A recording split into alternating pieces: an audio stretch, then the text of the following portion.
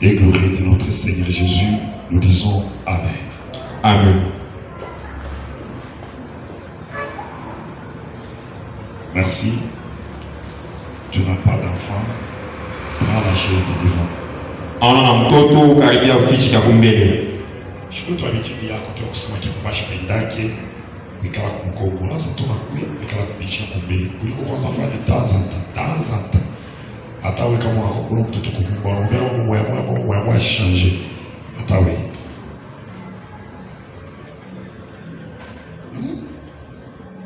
que Dieu vous bénisse. Mungu atubariki. Ok, nous voulons faire l'introduction ce soir. Napenda kufanya kiingilio magharibi ya leo. Et aujourd'hui, les premiers jours de notre 21 jours, na leo inakuwa ni siku yetu ya kwanza ya 21 jours. Nous voulons avoir beaucoup de temps de prière.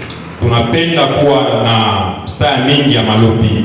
Parce que dans ces 21 jours, kwa sababu kwa hii siku 21, on aura des temps forts de prière et de jeûne.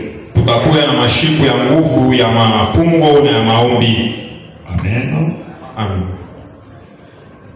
Voilà, nous allons lire Genèse. Tutasoma Mwanzo. Genèse chapitre 31. Mwanzo chapitre 31. Genèse chapitre 25 plutôt. Mwanzo 25. Verset 1er à 5. Mstari wa kwanza mpaka wa 5. Nous sommes tous debout pour honorer la parole de Dieu.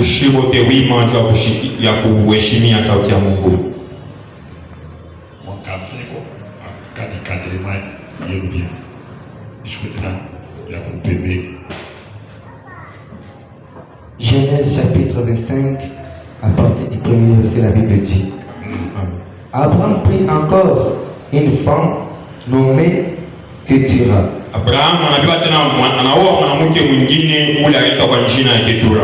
Elle lui enfanta. Ce que je vois ici. Genèse chapitre 35, verset 1er à 5, nous lisons la parole de Dieu. Amen. Dieu dit à Jacob: lève-toi, monte à Bethel et demeure-y. Là, tu dérisseras un autel au Dieu qui t'a apparu. Lorsque tu fouillais Isaïe,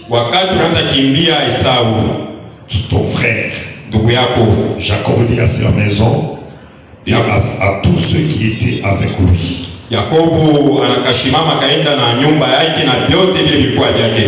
ôtez les dieux étrangers qui sont au milieu de vous.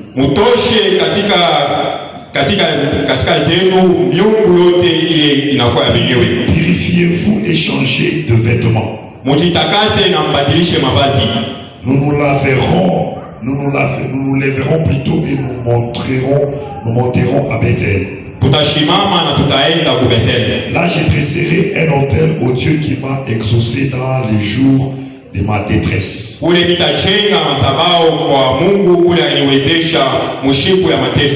qui a été avec moi pendant le voyage que j'ai fait.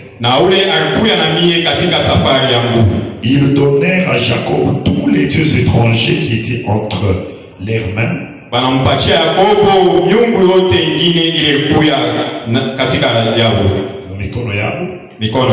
Et tous les anneaux qui étaient à leurs oreilles. Jacob les enfouit sous les térébintes qui est près des Sichem.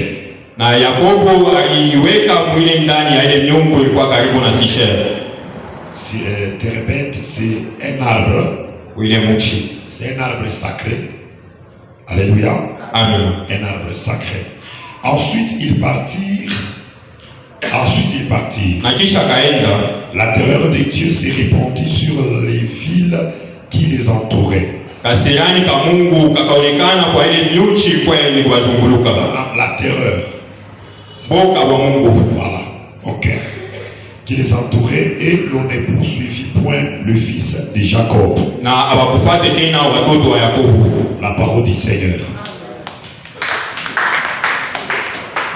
Yes.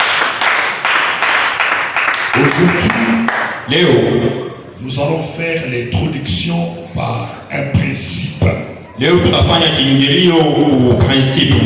Où nous allons entamer les premiers jours avec un principe spirituel. Regardez un peu ce qui vient d'être lu. Dieu dit à Jacob, lève-toi, monte à Bethel. Bethel c'est quoi? Bethel c'est la maison de Dieu. Dans le langage d'aujourd'hui, nous allons dire, Dieu te dit, lève-toi, va dans ma maison. Dans ma maison, il faut que ma précision soit dans ma maison. Alors, Dieu ajoute, là tu dresseras un autel au Dieu qui t'a apparu. Lorsque tu fouillais ton frère, vas-y dans l'église, dans les temples, dans ma maison, et bâtis-moi un autel au Dieu qui t'est apparu. Qu'est-ce que cela veut dire? Il y a des certains moments où tu fais des offrandes d'action de grâce, où tu fais les actions de grâce, et où tu fais de prières, où tu loues l'Éternel, tu sers Dieu à cause d'un bienfait que Dieu avait manifesté à ton égard. Ici nous voyons juste, Dieu dit ceci avec précision. C'est comme tu es en train de dire avec la précision. On a la précision.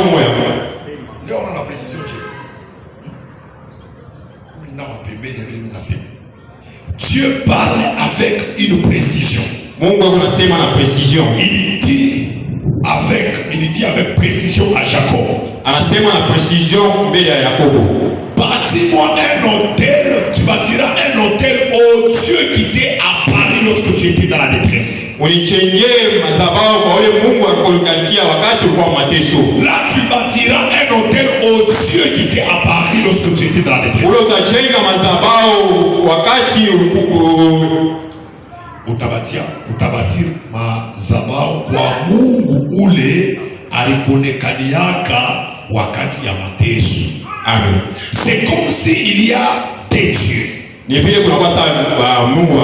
Ici, la manière dont tu es en train de parler, c'est comme s'il y a des dieux. Les dieux qui est en train de nous parler, qui dit d'aller bâtir un autel pour les dieux qui s'étaient manifestés.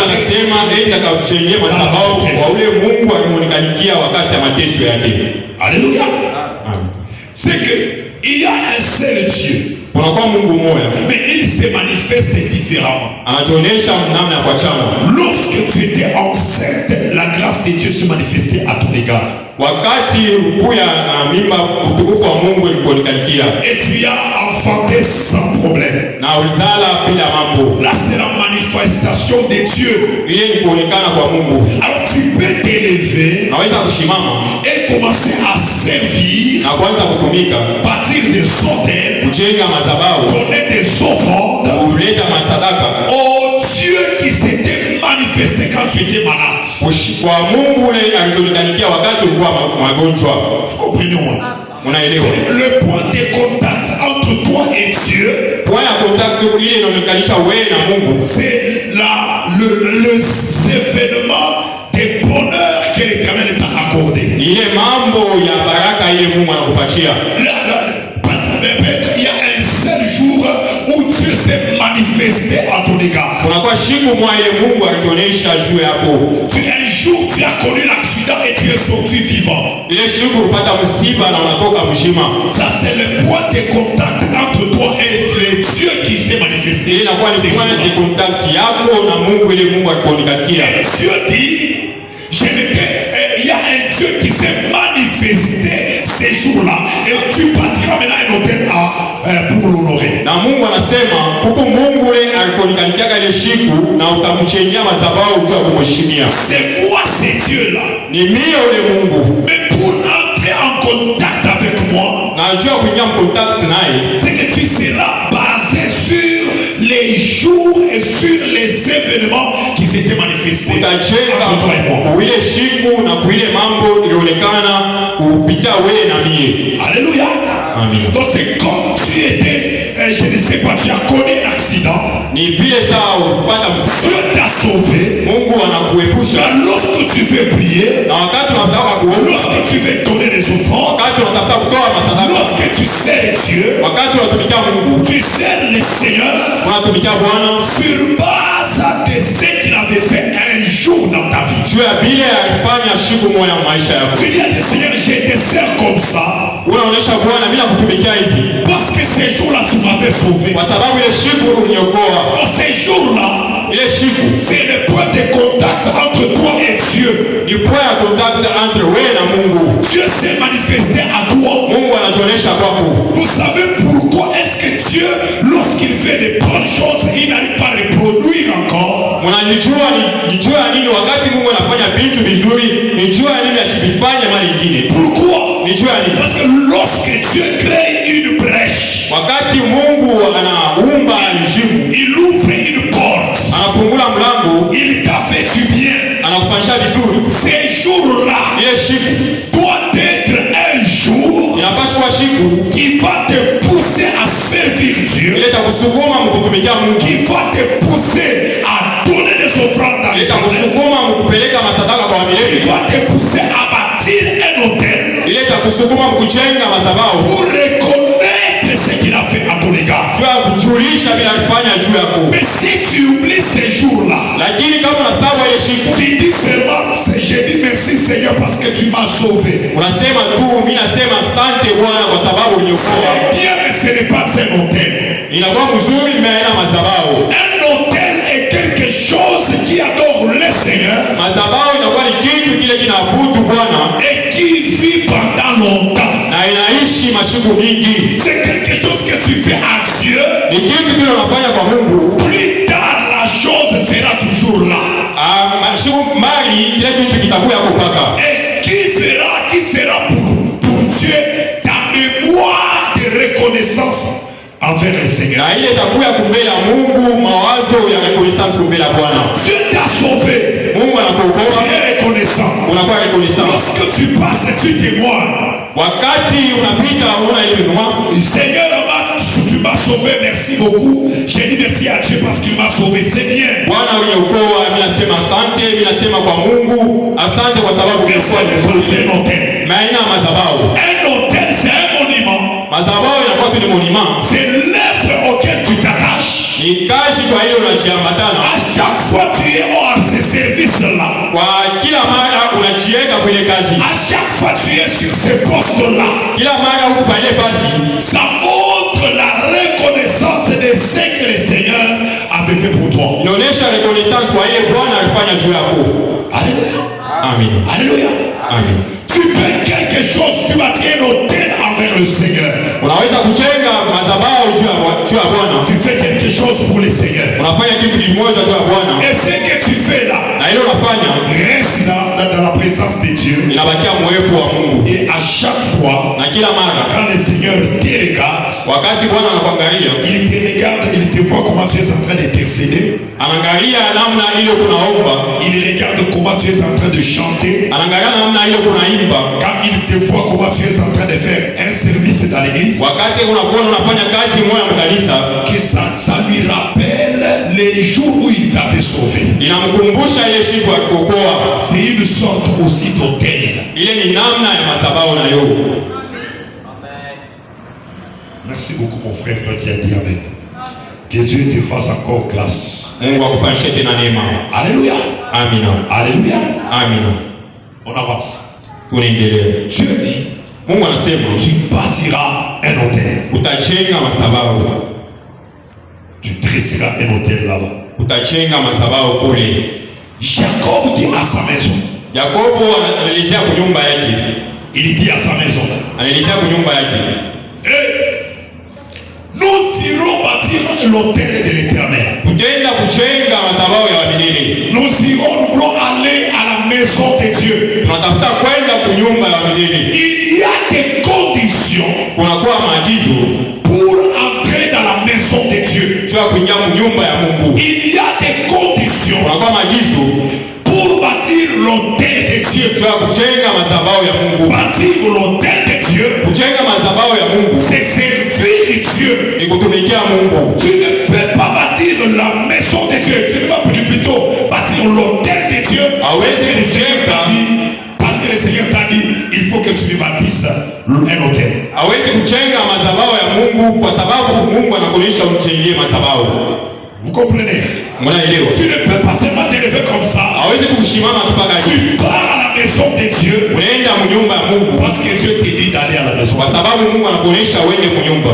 Écoute ce que Jacob a fait. Shikia ile Yakobo alifanya. Dieu lui dit, Mungu anamuonesha tu iras à Bethel, utaenda ku Bethel, à la maison de Dieu. mnyumba ya Mungu. Beth, c'est la maison. Elle, c'est Dieu. Bethel inakuwa ni nyumba, yeye anakuwa ni Mungu. Alléluia. Amen. Signification ya Bethel. Beth ina signifie nini? Maison. Elle ina signifie nini? Dieu. Dieu signification ya Bethel. Amen. Ok. Alors, Sasa nous sommes par exemple c'est Bethany, Bethphagé,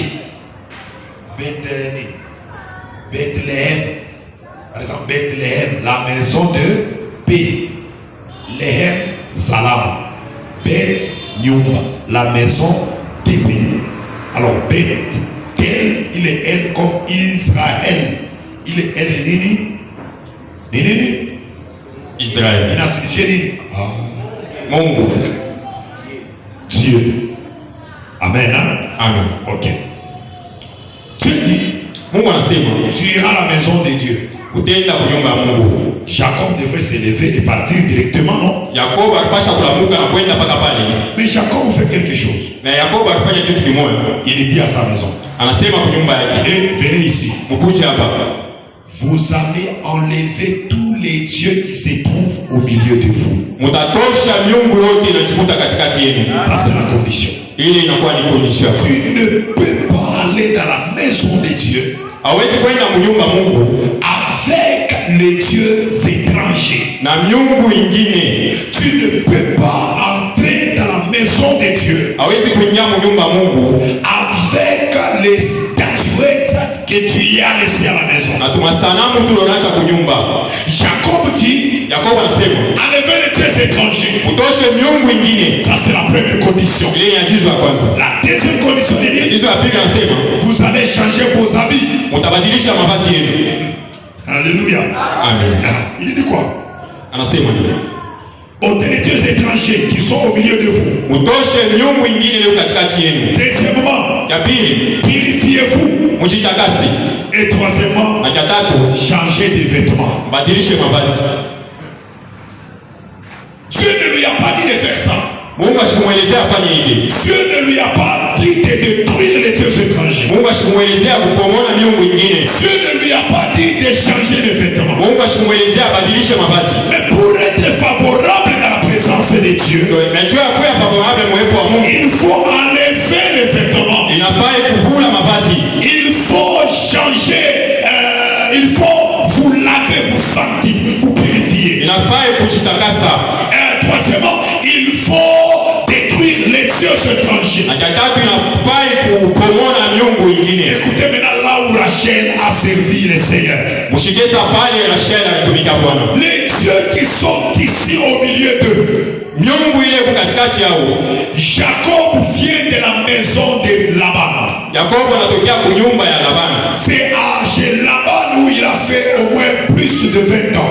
Ni kwa Labani kule alifanya miaka 20 ans. Après 20 ans, il est sorti de là. Kisha 20 ans alitoka kule. Et il a apporté quelles sont les personnes qui sont sorties avec lui de la maison. Bantu kani balitoka kule pamoja na Jacob. Premièrement, Wa kwanza c'était ces deux femmes. ilikuwa ni mke wake wawili. Les fils de Laban. Watoto wake ya Labani. Les filles de Laban. Watoto wake wanamke ya Labani. Et deux servantes de Laban. Na waservanti wa pili wa watoto wake ya Labani. Waservanti wa pili. Ok.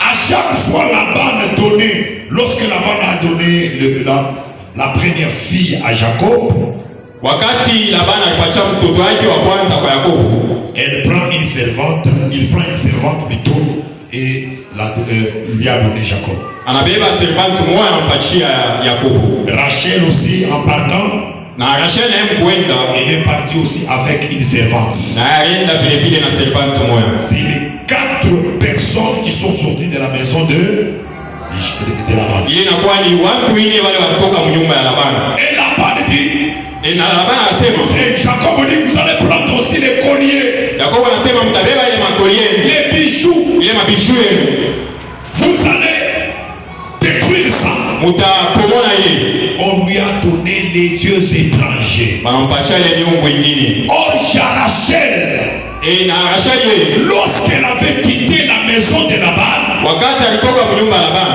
elle n'avait pas laissé les dieux de Laban dans sa maison. ashikwache miungu ya Labani mnyumba yake. Elle avait pris les dieux de son père. Alibeba miungu ya baba yake. Alléluia. Amen. Elle avait pris les dieux de son père. Alibeba miungu ya baba yake. Et pour quelle raison? Na ni rezo kani? Pour détruire ces dieux de son père. Jua kuharibu miungu ya baba yake. Pour détruire les dieux de Laban. Jua kuharibu miungu ya Labani. Et les dieux de Laban, Na Mungu wa Labani qui était une idole. ule alikuwa sanamu. La Bible dit ceci. Biblia inasema hivi, Lorsque nous regardons la vie de Jacob, wakati tunaangalia maisha ya Yakobo, depuis le jour où Jacob est entré dans la vie de Laban, tangu ile siku Yakobo aliingia maisha ya Labani, la vie de Jacob était devenue une complication. maisha ya Yakobo ilikuwa ya mangaiko. Et son mariage était un mariage polygame. Na ndoa yake ilikuwa ni ndoa ile polygame. Il est sorti polygame de cette maison alors qu'il n'a jamais pensé être polygame. Anatoka polygame ile nyumba mbele ashikuwaze ya kwamba atakuwa polygame. Aina bila lipenda anajiretrouva anakuya polygame na mapenzi yake, mais à cause de la maison de Laban. Amen. Amen. Yakobo Il a beaucoup travaillé, alitumika mingi, mais on a changé son salaire 10 fois. lakini balibadilisha mshahara wake makumi mbili. Pendant 20 ans, il a travaillé Miaka 20 alitumika et sans avoir de bénéfices. kushinda kupata kama benefisi. Si son Dieu, le Dieu de son père n'était pas avec lui, Kama Mungu wa baba yake shukue naye, Jacob ne devrait même pas sortir vivant. Yakobo shikupashi kutoka hata mzima. Pourquoi? Juu ya nini? Parce que dans la maison de Laban, Kwa sababu mnyumba Labani il y a une divinité, unakuwa miungu, il y a une idole là-bas. unakuwa sanamu mule, Et c'est cette divinité qui contrôle la maison de Laban. na ile miungu ile juu inakuwa inaangalia nyumba ya Labani. Alléluia. Amen. Et l'idole que Rachel avait récupérée, Na ile sanamu Rachel alibeba c'est une divinité qu'on appelle les dieux de la famille, les dieux de la maison. ni ile miungu wanaita miungu ya nyumba. Alléluia. Amen. Les dieux de la maison, Miungu ya nyumba, les dieux de la famille. miungu ya kizazi. C'est que la maison de Laban Nyumba ya Labani était contrôlée par cette divinité. ilikuwa haikukontrole kwa ile miungu. Rachel est sortie de la maison de son père. Rachel anatoka mnyumba baba yake, Elle est allée dans sa propre maison. anaenda mnyumba yake. Dans cette maison-là, Mwile nyumba ile il n'y avait pas d'idolâtrie. amuukue masanamu, On adoré le véritable Dieu. wakaanza kuabudu Mungu wa kweli. Rachel a compris. Rachel yeye alielewa, Elles sont entrées dans le mariage. aliingia mundoa Premièrement, ya kwanza, on lui a volé le mari.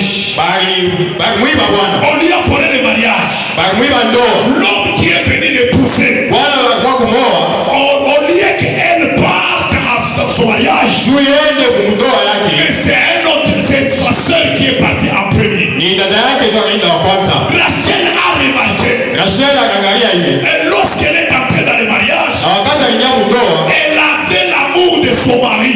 alikuwa na mapendo juu ya bwana yake. Elle était stérile. Lakini alikuwa tasa.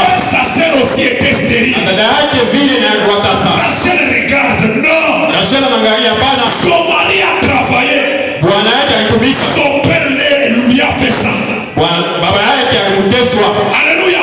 Amen. Rachel a regardé. Rachel anaangalia. Mais il y a un Dieu.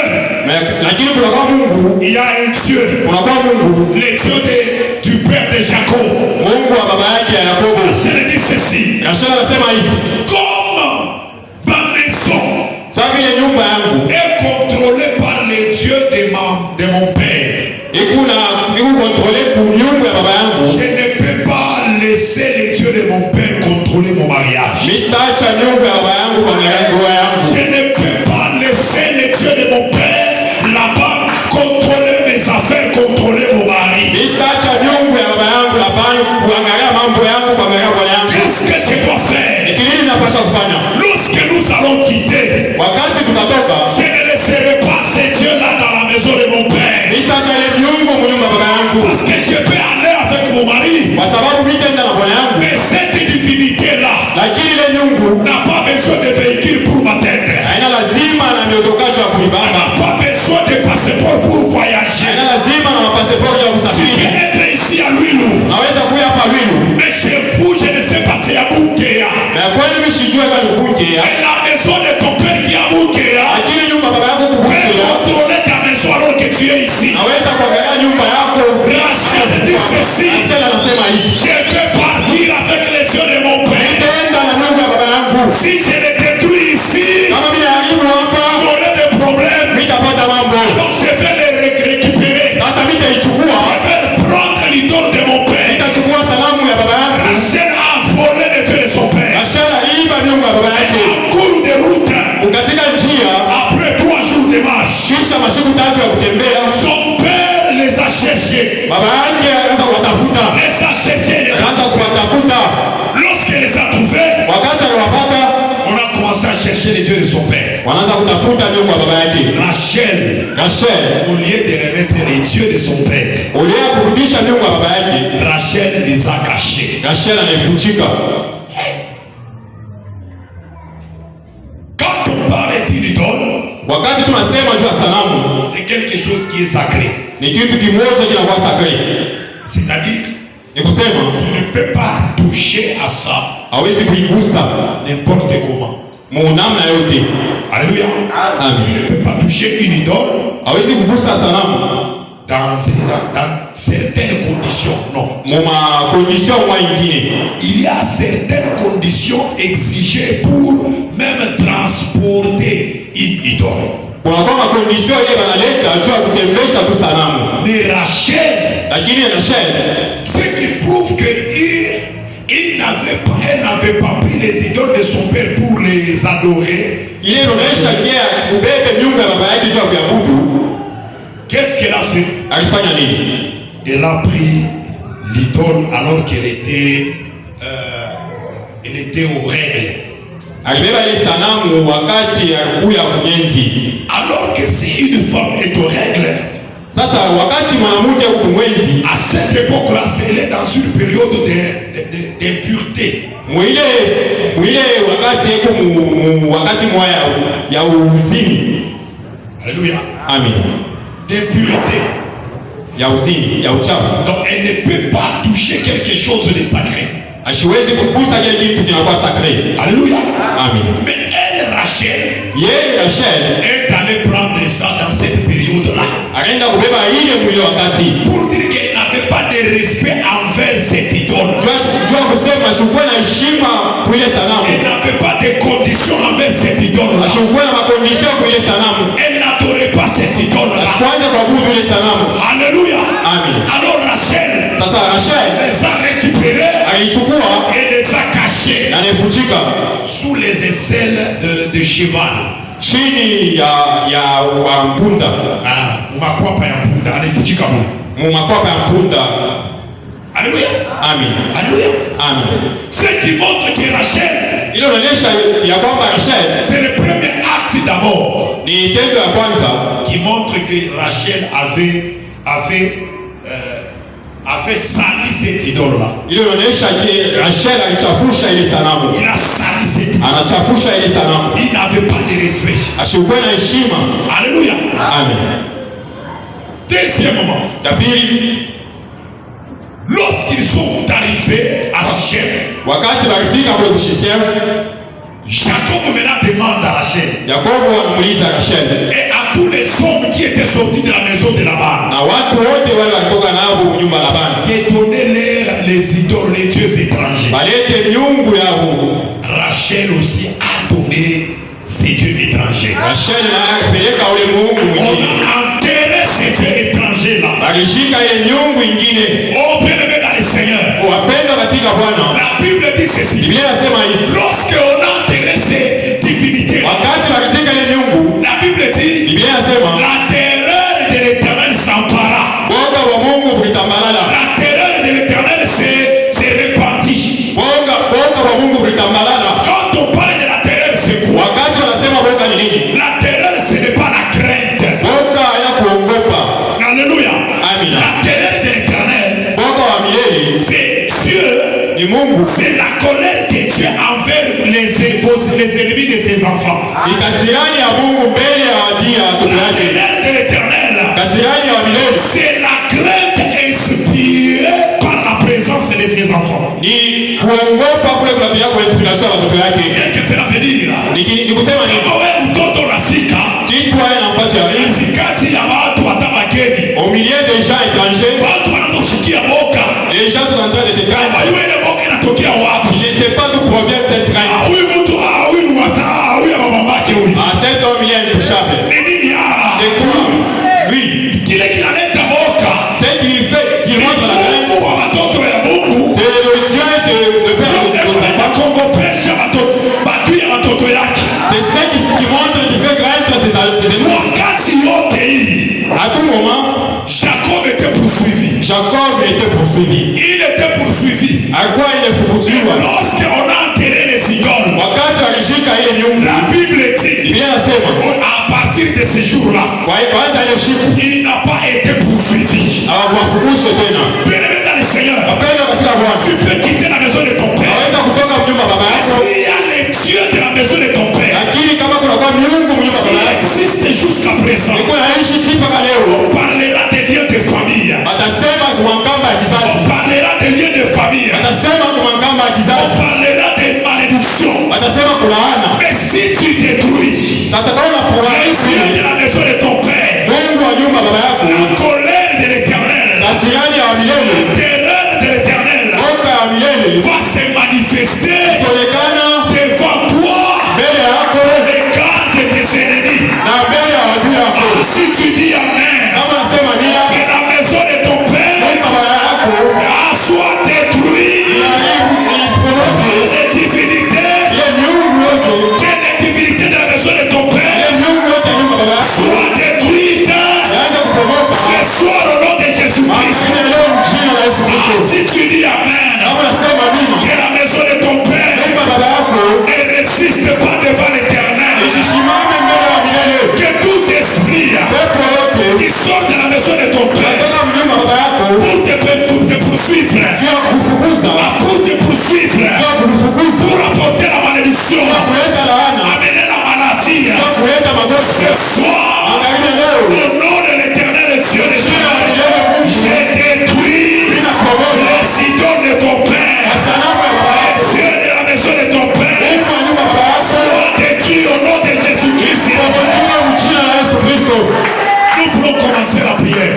Tunapaswa kwanza maombi. Ce n'est que l'introduction. Hii inakuwa On tukiingilio, va continuer prochainement. tutaendelesha mashiku ya Parce mbele, que nous avons au moins 21 jours. kwa sababu tunakuwa na mashiku 21. Mais dans le Seigneur, Mapendo katika Bwana, c'est que tu dois comprendre. ili unapasha kuelewa, Tu dois détruire inapasha upomone l'esprit qui contrôlait la maison de ton père. ile pepo iko unaangalia nyumba ya baba yako.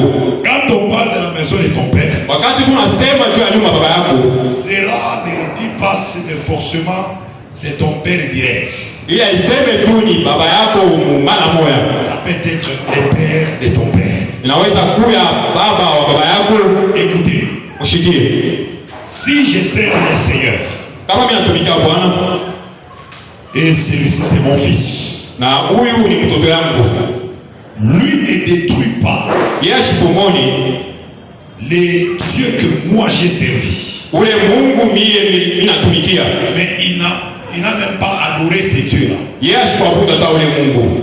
Ou encore il embrasse d'autres divinités Wala tena anachambatana kwa miungu wengine différentes de la divinité que moi j'ai servi. ya kuachana na Mungu kule nilitumikia. L'enfant qu'il mettra au monde, Mtoto ule atazala, s'il suit les dieux de son père, kama nafuata miungu ya baba yake, alléluia, amen, cela ne veut pas dire que les dieux que moi j'ai servi ile onyeshe kie Mungu ule nilitumikia n'existe pas ou encore il est détruit, non. ashiishi wala anakuwa Si j'ai kuongoka pale. servi le diable Kama mimi nilitumikia shetani et que les enfants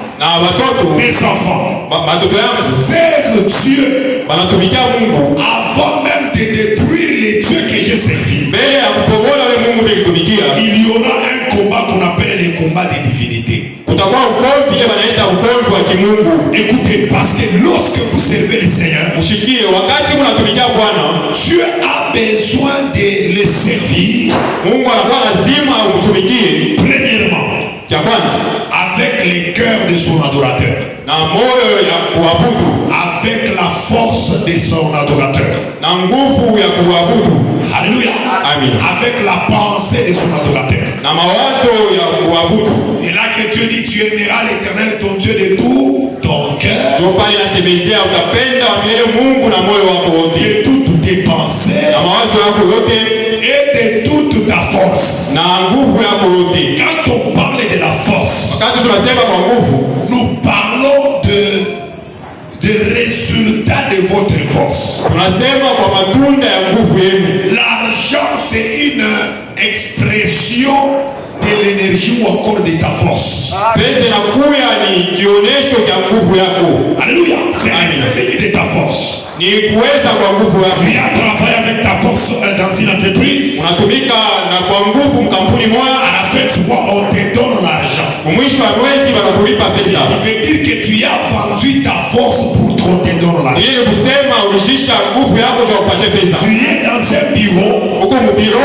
tu travailles avec ton intelligence. unatumika na akili yako, C'est que tu vends ton intelligence ni kusema unashisha akili yako pour avoir l'argent. juu ya kupata pesa. Et dans la Bible dit que tu adoreras Dieu de toute ta force. Sasa Biblia inasema utabudu Mungu wako na kwa nguvu yako Ce yote. qui veut dire Ni kusema Dieu Mungu a besoin que tu le sers avec ton argent. eko lazima umtumikie na fedha yako, Tu sers Dieu avec tes pensées. umtumikie na mawazo yako, Tu sers Dieu avec ton cœur, umtumikie na moyo wako, avec amour, na mapendo avec joie. na furaha. Voilà pourquoi Dieu Ndio kwa maana Mungu disait à Moïse, akaanza kumwonyesha Musa, tu diras aux enfants d'Israël utaonesha watoto wa Israeli de me bâtir un autel. walijengee madhabahu, Tu recevras les offrandes utapokea masadaka de toute personne qui donnera avec joie. kwa mtu wote, unataleta kwa furaha.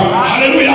Amen. Donner avec joie. Kuleta na furaha, C'est lui qui donne avec joie. ule naleta na furaha, Donne avec son cœur. eko naleta na moyo wake, Donner avec joie. kuleta na furaha, Fait servir avec un cœur. kutumikia na moyo. Alors les divinités Sasa Mungu aiment que nous puissions les servir avec notre force, avec notre cœur, avec notre pensée. inapenda tuwatumikie na mawazo yetu na moyo wetu na nguvu yetu. Alléluia. Amina. Alors lorsque tu as refusé les dieux de la maison de ton père, Sasa wakati pale unatala Mungu wa nyumba baba tu yako, dis, moi, je vais servir Jésus-Christ. mimi nitatumikia Yesu Kristo, Tu dois les servir unapaswa kumtumikia avec force, na nguvu yote avec ton cœur, na moyo wako avec tes pensées, na mawazo yako avec ton argent, na fedha yako avec ton amour, na mapendo yako avec ton intelligence. na akili yako. Mais lorsque tu sers Dieu, Sasa wakati unatumikia Mungu, tu viens à Jésus, unakuya kwa Yesu les servir, kumtumikia, mais tu n'as pas l'argent. asa una na fedha. Alléluia. Amen. Tu n'as pas l'argent. Hauna na fedha. Tu ne le sers pas avec un cœur disposé. Haumtumikie na moyo ile nakuya tayari. Tu ne le sers pas avec ton intelligence. Haumtumikie na akili yako. C'est le signe qui montre que Ile ni alama inaonyesha tu te retrouves dans une prison. unajikuta prison moya. Tu te retrouves dans un combat de divinité. Unajikuta mukovi ya kimungu. Pourquoi? Tu as nini? Parce que Dieu dit ceci à Moïse. Kwa sababu Mungu anamuelezea hivi Musa. Il dira à Pharaon de laisser partir mon peuple. Utamuelezea Farao ache watoto yangu. Partir où? Kwenda wapi? Dans le désert pour adorer Dieu. Mchango wa kuabudu Mungu. Pour servir l'Éternel. Jua kutumikia milele. Pharaon dit. Farao akasema Ils partiront. bataenda. Mais la richesse Lakini mali restera ici. itabakia hapa. Et puis, Kisha Moïse dit ceci. Musa akasema hivi. Non, On ne peut pas laisser la richesse. hatuwezi kuacha mali. Nous irons avec la richesse avec nous. Tutaenda na mali yetu. Parce qu'on ne sait pas ce que Dieu choisira pour les servir. Kwa sababu tujue kile Mungu atachakula cha kumtumikia. Si nous avons la richesse avec nous, Kama tunakuwa na fedha, Dieu nous dira, prenez telle chose pour me servir et nous prendrons et nous les servirons. Mungu atasema ubebe kile kitu cha kumtumikia na tutachukua cha kumtumikia. Si ça reste ici, Kama inabakia hapa en Égypte, Misri, et qu'on se retrouve au désert sans argent, na shetu tunajikuta mchango bila fedha, sans richesse, bila mali. quand Dieu nous dira, Wakati Mungu atatuelezea prenez telle chose et servez-moi, ubebe kile kitu kimoja na on lui mtumikia, dira, Seigneur, nous n'avons rien. tutamwelezea Bwana tuna kitu. C'est ce qui se passe dans l'église. Cho hiki kinapitikana mkanisa. Lorsque tu te retrouves que tes affaires n'avancent pas, Wakati unajikuta kazi yako endelee, tu travailles, les choses n'avancent pas, unatumika na vitu tu viendelee, ne serviras pas Dieu avec ta force. hautatumikia Mungu na nguvu yako. Lorsque l'Éternel Dieu aura besoin de quelque chose, tu diras, Seigneur, je n'ai rien. Wakati Mungu atakuwa na lazima na kitu kimoja, utasema Bwana sina na kitu. Et lorsque tu donnes une telle réponse, Na wakati unaleta ile jibu ya cela ina montre que ta richesse est encore en Égypte. ile inaonyesha mali yako ikingali mu Misri. Ce soir, pendant ces 21 jours, Na magharibi ya leo kumuhima siku zetu, nous avons la mission tunakuwa na mission de dire à Pharaon, ya kuelezea Farao c'est ton mariage, ya kuacha ndoa, c'est ton ya travail, kuacha kazi yako, c'est ta richesse. ya kuacha mali yako. Pendant ces 21 jours, Muhima siku zetu nous quitterons avec nos richesses. tutatoka mu Misri na Nous sortirons avec nos richesses. tutatoka na mali Nous yetu, sortirons avec nos enfants. tutatoka na watoto wetu. Oh, c'est Josué dit ceci.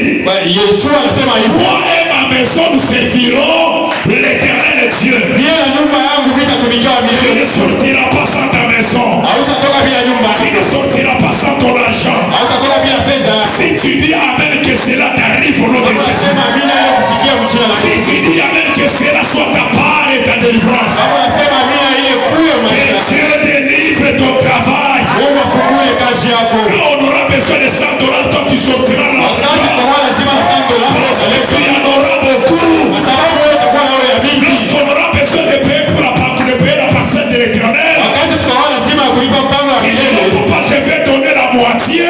Wewe utakuwa pale cha kuleta Parce kipato. que l'Éternel aura déjà délivré ta vie. Kwa sababu wa milele Mungu atawasha kufungula Si maisha tu yako. dis Amen, que la prison soit brisée au nom de Jésus-Christ. Unasema amina ile prison ipo Si kwa tu dis jina la Yesu Amen, Kristo. que la prison soit brisée au nom de Jésus. Kama unasema amina ile prison ipo kwa Il y jina a la des Yesu. gens qui sont ici, Unakuwa watu weko hapa, qui sont là, wanakuwa hapa, qui sont ici, wanakuwa hapa et l'argent na fedha est en prison. inabakia Le prison. mariage est en prison. Ndoa inabakia prison. Et ce soir, Na magharibi ya leo et ta santé ne restera en prison. Et ta richesse ne restera en prison. mali itabakia Si prison. tu dis Amen, Kama unasema amina, que la parole de ma bouche sauti ya jina lako sort comme une épée itoke kama vile pour upanga, briser les liens de ta famille, vunja pour magamba ya briser kizazi les yako, liens de ta famille, vunja magamba ya kizazi briser yako, la prison sorcellerie. vunja magamba ya roho. Amen, et que cela t'arrive au nom de Jésus-Christ. Jina la Yesu Kristo. Tiens-toi debout pour la prière. Shimama wima juu ya malombi. Là, on va maintenant très bien commencer. Pale tutaanza sasa vizuri. Demain, tu viens avant. Kisha unakuya kumbele. Demain, tu viens avant. Mpaka vile unakuya kumbele, Demain, tu viens. kesho unakuya mbele ya wakati. Alléluia. Amina. Parce qu'on aura à faire des prières et des prières. Kutakuya na mambo ya malombi ya nguvu. Ya kwanza leo